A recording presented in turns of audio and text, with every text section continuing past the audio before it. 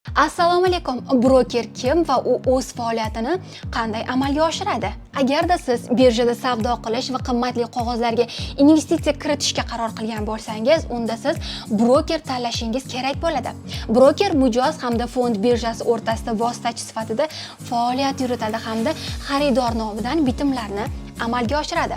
Broker har bir mijoz pul mablag'lari hisobotini yuritadi. Mijoz bilan birga tuzilgan shartnomaga muvofiq uning topshirig'i bilangina qimmatli qog'ozlar bilan bitim va operatsiyalarni amalga oshiradi. Amalga oshirilgan bitim va operatsiyalar haqida hisobot beradi. Broker qimmatli qog'ozlar bozoridagi qo'llar bo'lib, u investor topshiriqlarini bajaradi. Broker tanlashda ayrim juda muhim jihatlarga e'tibor qaratish lozim. Brokerning qanday tariflari bor? Brokerning qimmatli qog'ozlar bozoridagi mehnat staji qancha? Brokerning kafolat fondi miqdori qancha? Bu miqdor qimmatli qog'ozlar savdosi qoidalarini buzish bilan bitim tuzishda investorga zararni qoplash maqsadida qo'llaniladi. Brokerning obro'si va u haqdagi hozirgi hamda avvalgi mijozlarning fikrlari qanday? Brokerlik hisob varag'i bilan birga depozitar hisob varag'i ham ochiladi.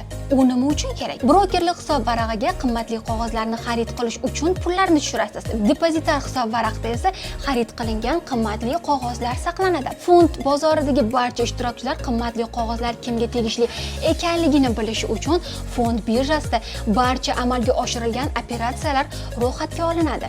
Oldi-sotdi operatsiyalar amalga oshirilishi bilan bu haqdagi ma'lumotlar qimmatli qog'ozlar markaziy depozitariyasiga jo'natiladi. Hozirgi kunda mijozlarning brokerlik hamda depozitar hisob varaqlari yagona dasturiy texnik majmua taqdim etadigan yagona modul bilan birlashtirilgani juda muhim hisoblanadi. Uning bosh maqsadi esa O'zbekiston fond birjasi bozorini uzluksiz ishlashini ta'minlashdan iborat hisoblanadi.